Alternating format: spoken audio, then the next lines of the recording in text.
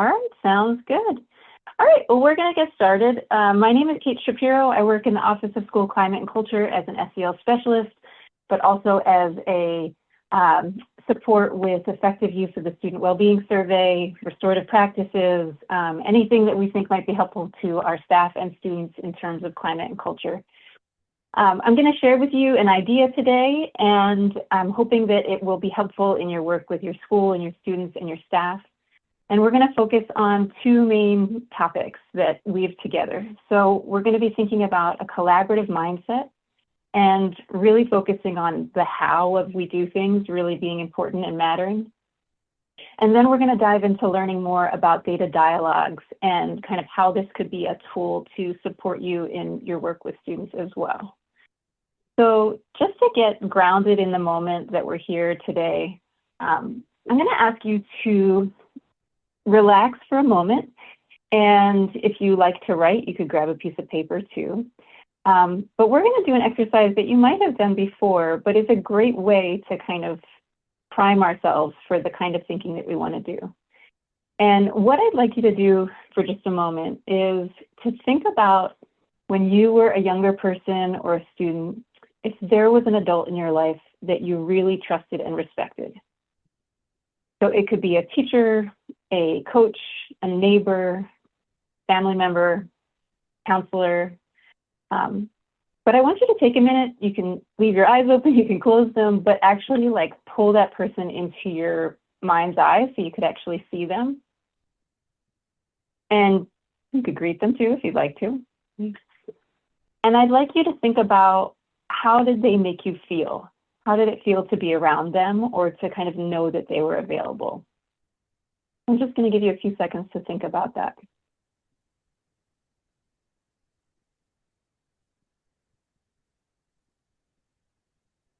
And then I'd like you to consider, what expectations did they have of you in terms of, you know, the standards that they held you to, or their hopes for you and their dreams for you? And just think about that for another moment.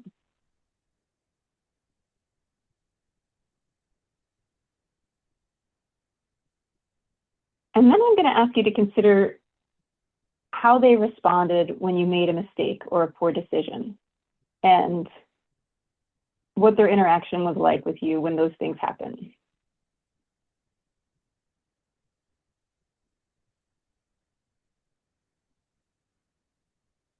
Now, my preference is always to get to hear from people and engage.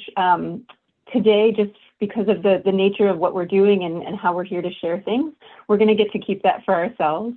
But I want you to think about how that person engaged with you and how it made you feel and the impact it had on you. Because what we're going to be getting to today is that anything we do, it really matters how we do it. And it really matters the mindset and engagement type that we use. And so I'm going to share with you in just a second a matrix that people sometimes use to think about ways that we relate to each other or we relate to people when we're using certain tools. And some of you may have seen this tool before. It's a window that thinks about the way we relate to ourselves and other people. And in this window, it has one axis that really talks about accountability, expectations, kind of our values that we want to hold strong to, and thinking about how sometimes we might have really high expectations for someone, and sometimes we might not really have any we might not have any expectations of them, depending on our relationship to them. And then on the other axis, it looks at support, kind of encouragement, love, resources that we might provide to someone. And we're going to come to that person that you just had that trusted and respectful relationship and kind of see where that relationship might fall on this matrix and kind of how different experiences can be. So I'm going to work through this with you, and then I think it's going to start to kind of come together and make sense while we're taking a look at this. So if someone was really in a position where they were having high accountability of you, but not really providing any support, it was like, get this done, and I don't care how you do it, but you know, I'm not offering much help. We might feel like that person is kind of doing something to us, that they're really in a power over us position, and that they're kind of focusing just in this window in that moment of time. Okay? And this is just a way to describe how we might be in a relationship with someone or something at that moment. Okay? If we're thinking about other relationships and engagements we might have had, we could think about how sometimes people are really offering a lot of encouragement and love and support, but they're not really pushing us to use our agency, okay?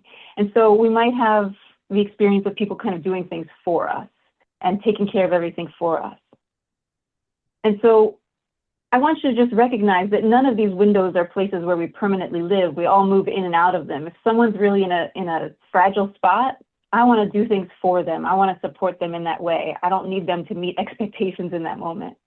And if someone's in a spot where they just need to know that they need to, for a safety reason, do something right away, I might be in that too spot. But that we all move through these windows all the time. And sometimes we might offer neither accountability nor support for someone or for an initiative that we're doing, and we might kind of be considered not doing anything with that. But if we think back to the person that you brought into your mind's eye in the beginning of this grounding exercise, often the way that they get described is having both high accountability and high support. And we think about that as them being in collaboration with us, being connected with us, often being restorative with us after mistakes happened. And this window is a really nice frame of reference for kind of creating a shorthand conversation around how we want to do anything we're doing. So today we're going to be talking about data dialogues. And it's like, we could offer this tool and it could be used in a way where it feels like it's being done to students, right? Like, you're going to have this conversation right now. You're going to answer these prompts. You're going to write it down on this paper. And that means that that tool wasn't really done in the spirit of what we're trying to do, right? Or it could be something where we say to students, you're going to tell us exactly what will be helpful and we're going to make all the changes there. I don't know if that ever really happens in that way, but that would be doing something for students. And so what we want to do is any tools that we're using, we want to make sure we're really doing it in the mindset of doing it with the people that are involved and with the people that are impacted and engaged. And so that's why we wanted to take a moment to really say that mindset really matters, and that the tool we're going to be exploring today, we're hoping that it's being used in the context of a collaborative relationship among staff, among students, and among families. So I hope that kind of fits and situates what we're going to talk about today. And also, if you have questions or you want to learn more about this concept, you're definitely welcome to reach out, and we would be thrilled to talk more with you about it, because you can explore this for a really long time. So keeping this in mind, this idea of how do we work with people, we want to think about how can data dialogues be a tool that helps us do that with staff, students, and families, and that how can we use this to kind of leverage even more of a collaborative school culture. And I imagine you can feel it too when you walk in certain buildings. You can kind of feel that it feels like everyone's invested in how the school is doing. And you walk in other buildings and you see some people really running around doing all the work, and then you're not sure kind of who and how everybody else understands their role in that. So today what we're going to focus on is how can we use this tool to really support investment from as many people as possible. So we go to just data is all around us, right? We might be collecting data on referrals, on attendance, on grades, academic metrics, student well-being survey. I think it's always helpful to zoom out and say, like, what's the big picture goal that we're focusing on, you know? And sometimes that's hard to remember. It can feel like my goal is to get it done because someone said I needed to do it, right? And that is like kind of an immediate need that I will just recognize and validate, right? But if there's something that is there and we can turn it into a valuable tool, or we can recognize its value, that's going to be so much more helpful to our students. So I'm going to ask that box checking might be part of our goal, but we always want to zoom out and refocus ourselves and recenter in what's that big picture goal. So we're thinking about how to improve student experiences and outcomes and transform something that we might not see the utility of into something that's actually really helpful for helping us work with folks and doing that collaborative, integrated work that brings buy-in. So the cycle that we're going to be talking about today is really using data, dialogue, and then action or doing. We were into alliterations this day, to try to change student experiences and outcomes. So I put up there data, really understanding data as a tool that tries to measure student wellness. I put tries there because I was a science major in undergrad, and one of the big takeaways I have from that time in my life was that data has a lot of limitations. Right? There's a lot it doesn't show you. There's a lot that gets obscured. And I think sometimes we kind of forget that in conversations about it. And that any data we work with is absolutely by definition incomplete, kind of skewed in different ways, right? But that data could still lead us in valuable ways of kind of pursuing, like, what might it suggest? What should we go and explore further? And so we want to think about recognizing the limitations of data as a tool that tries to measure student wellness. And then think about how can we enrich the quality of that data by really engaging stakeholders in dialogue that helps us identify their stories, their needs, what they think would be helpful, and putting that into discussions that then go into action planning. And if we can involve the people who are impacted in unpacking their needs, in developing what might be helpful, then we automatically have more buy-in than if we just did something to students by looking at the data ourselves and saying, oh, this number's low, I think we should do X, Y, and Z to improve this, and then we're going to implement it, versus really doing that collaborative work of working with the people who are impacted, and this could be staff or students. So I just want you to kind of keep this cycle in mind. And Helen, the queen of analogies, who brought us in, she brought up a great point the other day. She said, this isn't something special for schools. This is something we all do every day anyway. Like, you know, you're eating dinner, you're collecting data on how it tastes. Then you're talking with other people at the table. You're dialoguing about, you know, how was this? Would you add more seasoning? What would you do? And then you maybe change the recipe, or you decide whether it becomes part of the regular rotation, right? So these are practices that we have in our daily life, but we might just kind of forget to bring into school, or we might have been doing them, and this is just a great reminder to elevate it a little bit. So some of this is going to feel very familiar to you, and I appreciate kind of your open ears during that. So what we're going to look at next is, if you're having this kind of cycle of looking at data, talking with people about it, and putting things in place, you might say, like, I don't have the setup for that yet. When would I do that? Okay. I want you to think about routines that you already have in place, places where people are already used to the container of connection, open sharing, problem solving. This could be a community building circle that gets run every day in your classroom. This could be in PLCs. And if you're saying to yourself, like, we have some of those things, but they don't really feel like trusted routines for engagement, then I feel like this is a great opportunity to be like, hey, I want to leverage, like, this talk about data and stuff to actually say, like, oh, if I put these routines in place, then I do have a place to connect with people and figure out how to involve them in making things better.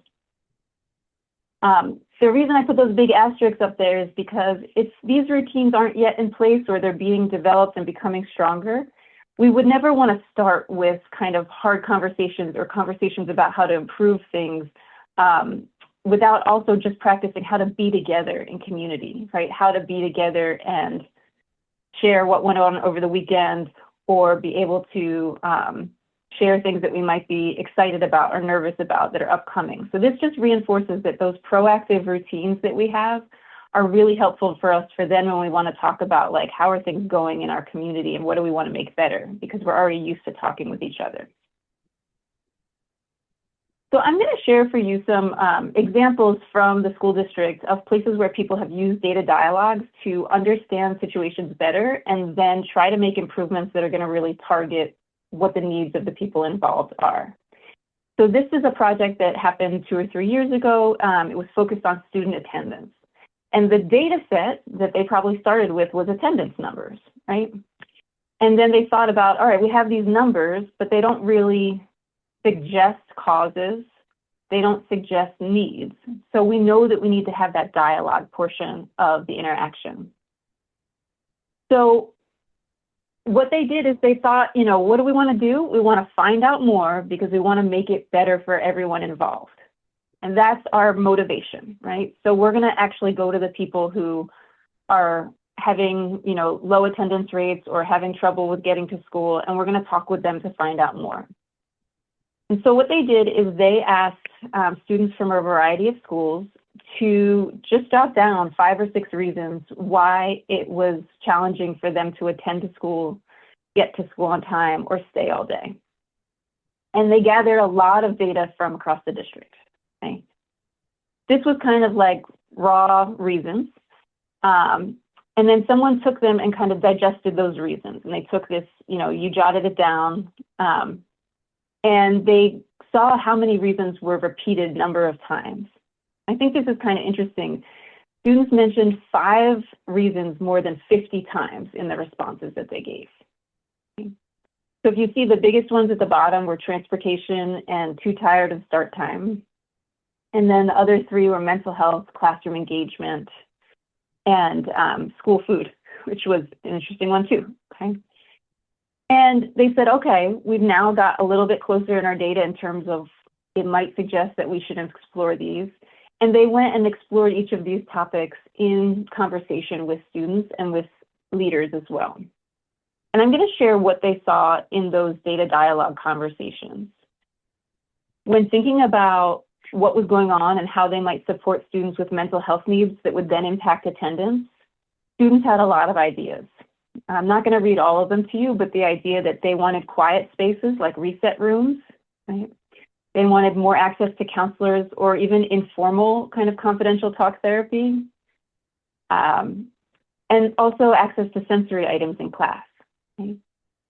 And then in terms of leaders, a lot more training, a lot more staffing, and thinking about, how can they have the people in place where they need them. Not all of these are going to be possible, but at least now we know what would be helpful and we know the direction we might want to pursue. And so we can talk with the stakeholders that just were really generous with sharing with us and let them know, we're so appreciative that you shared this with us, and I want you to understand that we value what you said, but here's like the constraints that we're working with.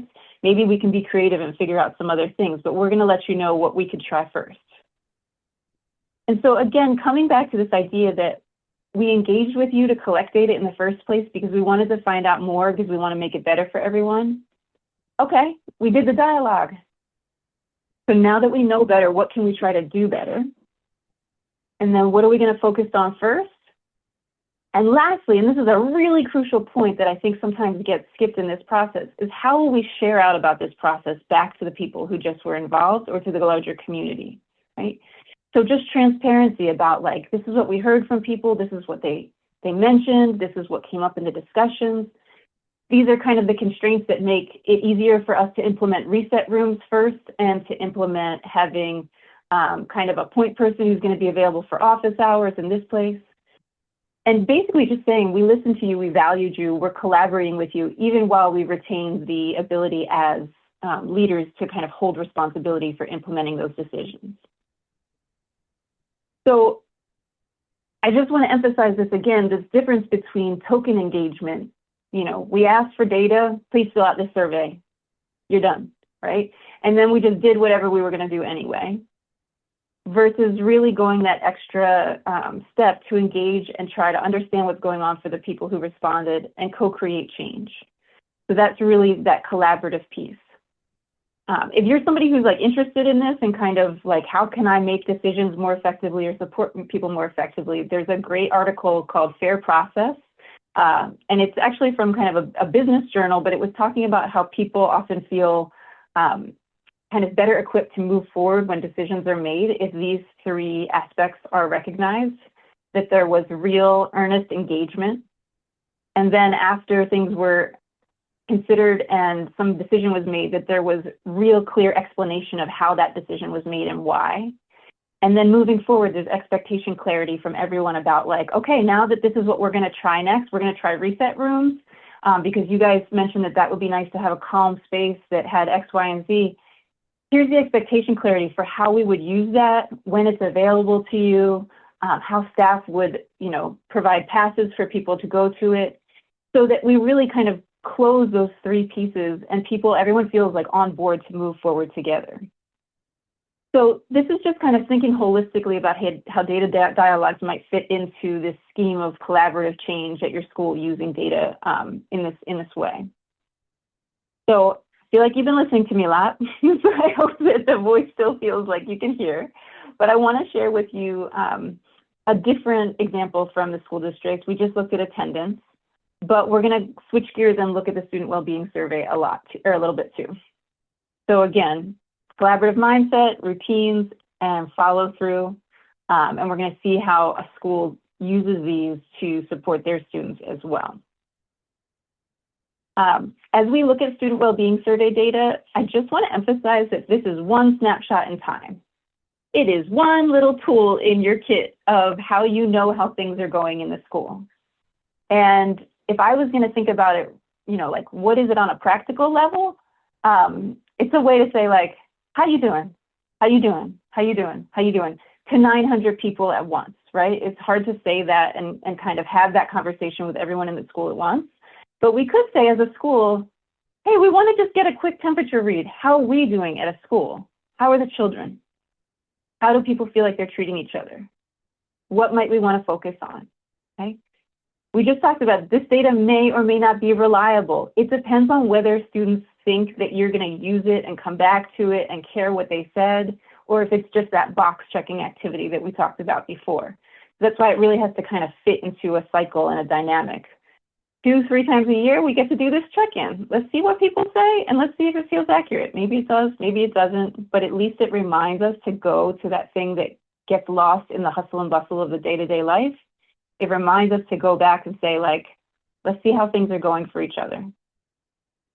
So I'm going to share about a high school, Swenson in the Northeast. It's a CTE school, and they really enjoy using the student well-being survey data as a community check-in.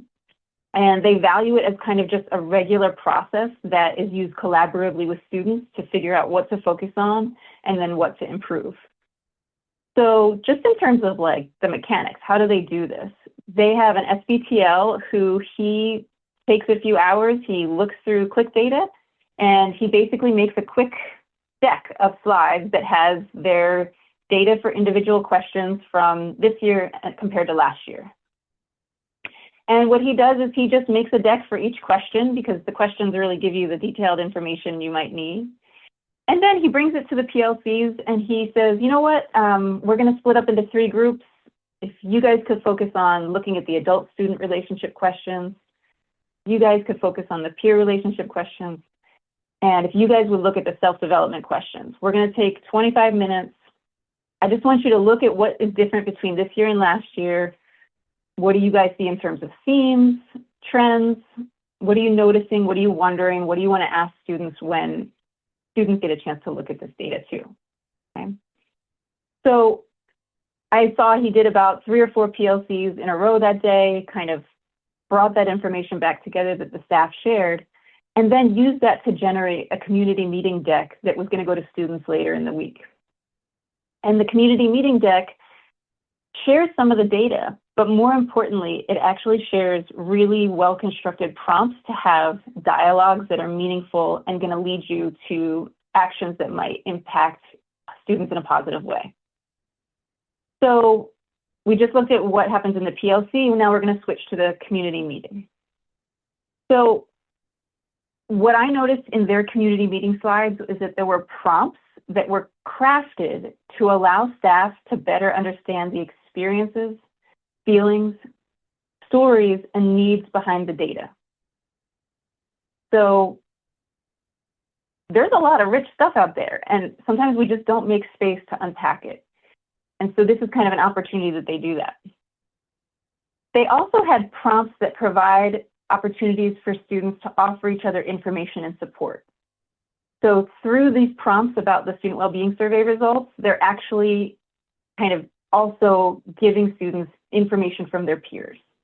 And you'll get to see this in just a second. And lastly, they're thinking about prompts that invite students to offer practical and actionable ideas to address the needs. So like, here's what we're seeing, tell me more about it. What do you guys think we might want to do about it? And I just want to emphasize here that this school does choose to show the data. They choose to show some of the graphs. You'll see it in a second.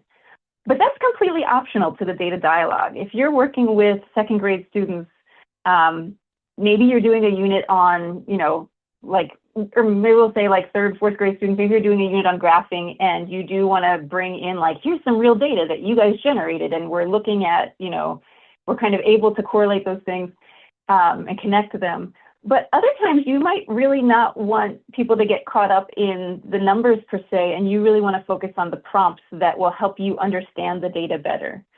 It's up to you to think about what's going to get information back to your school that shows them that you listened to what they said in the survey, but also what's going to ask questions that kind of moves it to the next place. So I just want to elevate that it doesn't have to look like the sample I'm about to show you.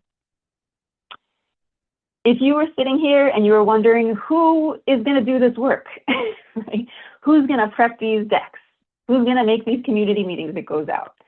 In this school, it's the SBTL, Brian Thidium, and he works with a colleague to go through it. But you do really want to think about who could be my point person to do this. And instead of thinking of this as an extra task, like this is actually a task that gives us a lot of structure and guidance for where we want to go and might end up being a huge time saver because we're actually identifying needs instead of putting out little fires. We're kind of working on some of those core issues, right? So it's all kind of a matter of mindset with that too. So who might be the pre-digesters? It's going to be someone who's connected to your school enough to understand the context. Maybe there was a big fight right before the survey happened and you need to kind of address that.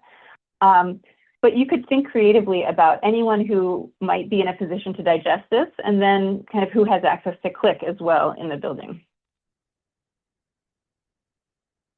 So I'm going to share, these are some examples from the community meeting that get shared at Swenson right after the staff PLCs. So this one is focusing on adult relationships, and it says, right now there is an adult at school that I can talk to about my feelings. He made it clear and easy to read for students by putting larger text in. But then again, if you look at the prompts, how do the adults at school show that they care about you? You might be surprised by what students say. You know, you might find out a tip or a trick, or I won't even call it a trick, a suggestion, right, that is really meaningful to a student that happens in another class that is so easy to implement, right? So teachers are getting information, and also if students are kind of silent or don't have anything to offer or don't feel comfortable answering these questions because maybe they're not used to being in a routine of talking about things in community meetings, that's data too, that's feedback too that you can use to say like, oh, what do we need to work on? Okay. If you check out the second prompt, I think it's a really beautiful statement or beautiful question. He asks, if a student disagreed that they have an adult that they can talk to about their feelings, what adult in the building would you recommend they talk to? So now they're giving peer-to-peer access to information about, you know, adults that they could trust in the building and feel like they could go to. So again, this dialogue provides a lot of richness for students, staff, and then some of these themes could come back to the next PLC when they're thinking about what they want to do to move forward. One other slide I'm going to show you from their community meeting deck is peer relationships. There's too much fighting at my school. For this one, Brian decided to show year-over-year data. And I think because it felt like it was kind of dramatic and showed a trend. And again, we don't know how reliable this data is. We don't know what happened 2 hours before the survey was taken. We don't know if populations are different. So we can't say that this data is giving us an answer about fighting in the school. All we can do is say, you know, what might it suggest? And does that feel accurate to you guys? Or do you think that something else is going on? What do you think we need to prioritize? So I put in here, he had the questions, you know, this data is from several weeks ago. I think something big had just happened right before this. Does it still feel that way? Do we still feel like we're sitting in tension, or does it feel like things have gotten better? Like this is just a quick check-in, how are we doing? And then something that a lot of schools bring up is that sometimes this question feels like, oh, well, kids are saying there's too much fighting, but then our ODRs are very low, so I don't like this question. This is just an opportunity to talk about, well, what does the word fighting mean to you? Does that mean disagreeing? Does that mean punching someone in the face? You know, like, how does that show up for you, and kind of what are your expectations about, like, what's an acceptable amount of disagreement versus conflict versus, you know, laying hands and those types of things. So it really, again, just gives an opportunity to understand and be with students in this way to understand the data. The other piece of this is that they share with students as part of these community meetings that might happen over a few days, their SEL vision statement, and they do this a few times a year. And this idea that they have this as a priority and kind of a focus area, and they want students to have it as a focus area as well. And so looking at like, do our survey results show that we're accomplishing that vision? What do you think we need to do to kind of move forward together and move along in this process? So it's not an addendum to academics. It's like, no, this is really crucial to us as well, and we're going to spend time and space actually figuring out how we might problem solve this together. So if we move into the doing section, at Swenson, they also take the time in community reading to say, you know, like, let's focus on something in particular. Let's say we were going to focus on fighting, right? Or even just arguing, okay? What are some things that you think we're doing that we should keep doing, that we should continue? What are some things that we might want to start doing or stop doing, okay? And so you could kind of get that input from the stakeholders so that they could give you really actionable advice. And some of the things on there are kind of things that you would predict. Some of them are really, might seem inconsequential, but I remember they were sharing with me that one of the things that came up was like, if this door was fixed, then people wouldn't all be clustered in this one hallway and it wouldn't be as congested, right?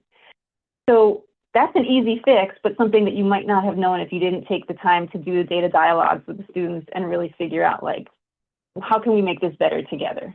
So I just want to emphasize that this happens with both students and it happens with teachers, and people took notes in community meeting and then shared that back with the PLCs. And I think in other schools, they might be like able to share that with student government or some kind of council that can use that to pick something to focus on. One other example that's not from Swenson, this is from Coppin, comes from Hillary, RS coach and Relationships First coach. And I just want to show you that they were having an issue where a lot of their ODRs in the middle grades were related to identity-based slurs. And so they were thinking like, how can we engage with kids to make them see themselves as stakeholders in changing this dynamic? And so they actually used affinity groups that students could self-select into. And they shared data from the student well-being survey that acknowledged that there were differences in different demographics about how people responded to the question, students are mean to me for the way I look, dress, and talk. Those affinity groups may or may not have been perfect matches for kind of the feelings that were happening, but they gave people a place to talk with other folks who could relate to their life experiences in some ways and talk about, you know, did it always feel this way? What do we want it to feel like? And then what do we need to do to kind of move it in the right direction? And I just appreciate that Hillary shared, you know, best practices to implement, really thinking about what is the data you want to focus on, starting with celebrations, and then using those containers that were trusted routines already of community building circles to do the same kind of work. And they did a response plan, you can see there too, kind of multi-levels, and they saw a shift in how people were engaging with their behavior related to identity-based slurs. So it was really effective for moving things into a new position and moving forward together versus adults kind of, you know, trying to figure out how to do something to people that will make, or for people that will make it change. So as we start to wrap this up, I just want to emphasize again, what are we really talking about when we say data dialogues? We're trying to figure out a way, trying to figure out more because we want to make it better for everyone there. And to do that, we really have to start with a collaborative mindset and having a space and time to actually gather the stories behind the numbers. And really being honoring of the trust that people are giving us. If they're sharing things with us, then we need to be transparent about like what we're doing with that. We thought about this, we're trying this out, and that now we're going to act because we listen to you, even if it's not everyone's idea, like this is why we prioritize this idea. And kind of rinse and repeating with this idea that like we're all involved in this ongoing process of improving the culture of our school together. Before you leave, I want to make sure that you also feel like, Kate, that was very high level, right? Can I have something more concrete? So I want to make sure that you feel like you also have some resources that you can take away and say like, okay, but if I want to work on this, what could I try next, right?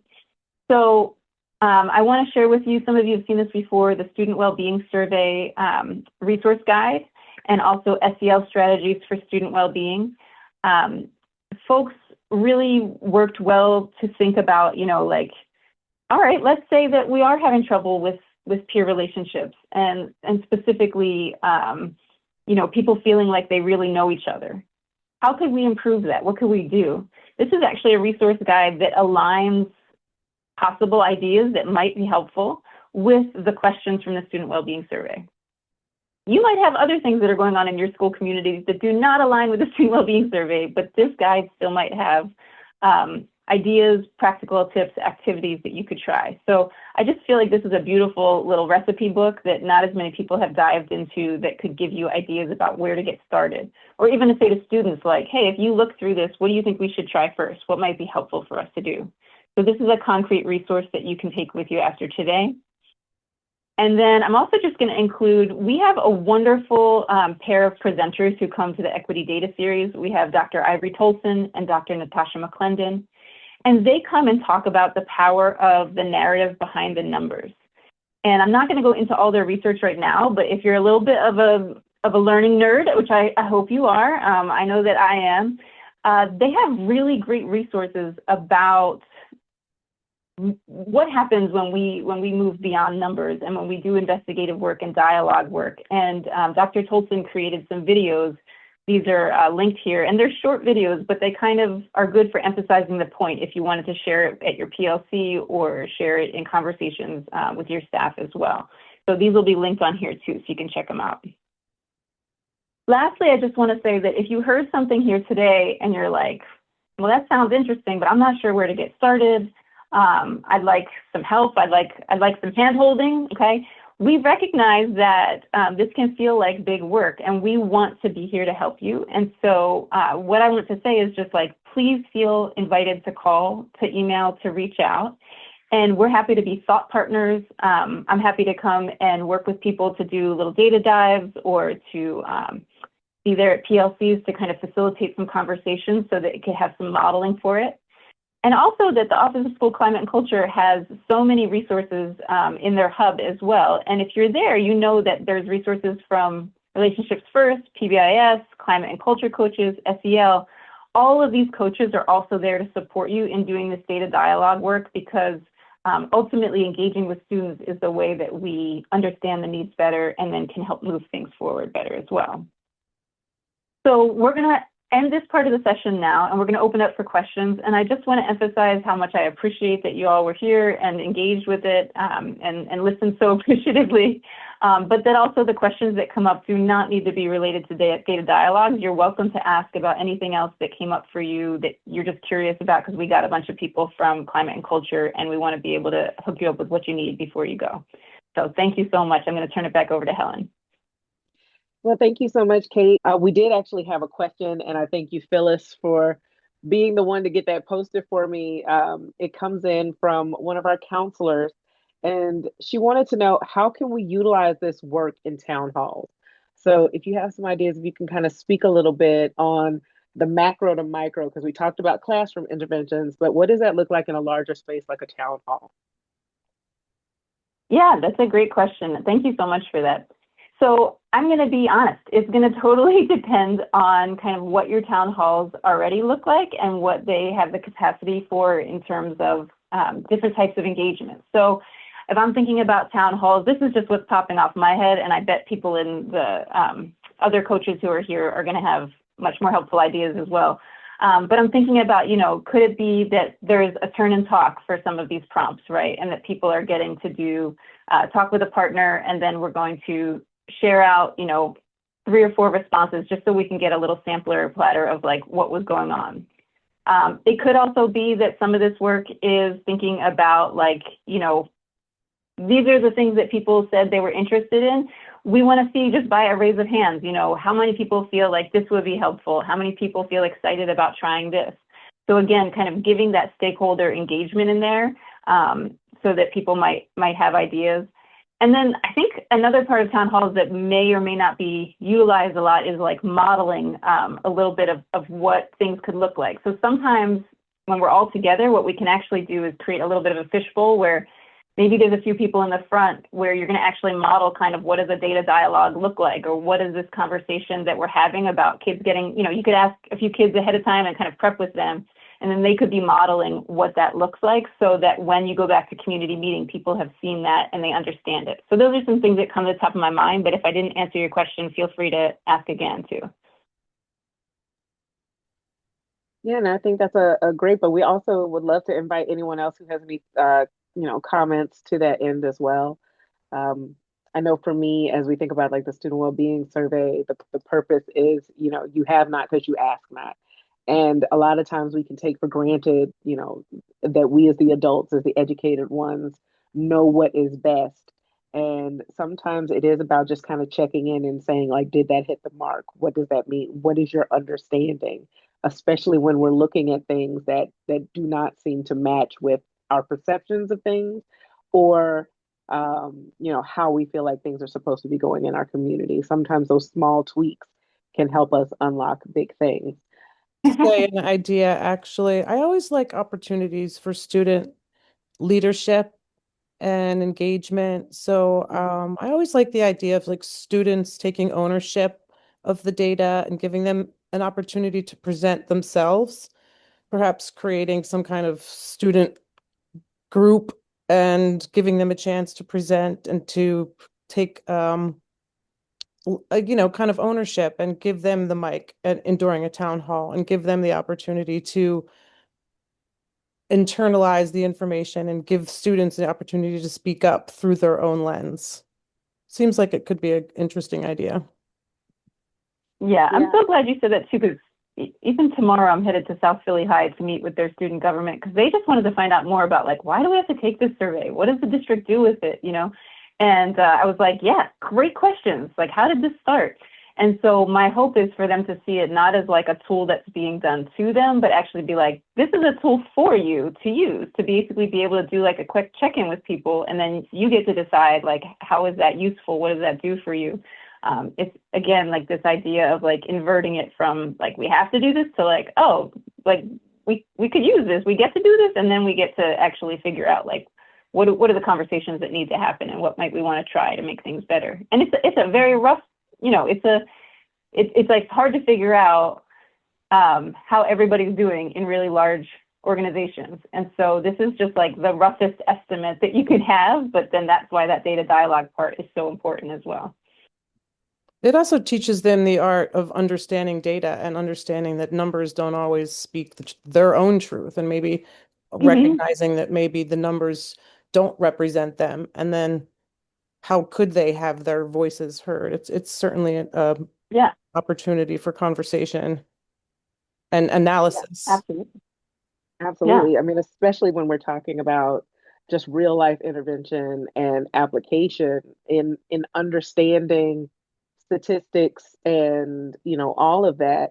It's always very helpful to be able to see not only how to best interpret data and things of that nature, but how data can be manipulated and how without that voice, how you kind of run that danger of being misrepresented, even though the numbers say one thing, but depending on who's reading it, how it shows up and what it says about what happens to that particular population.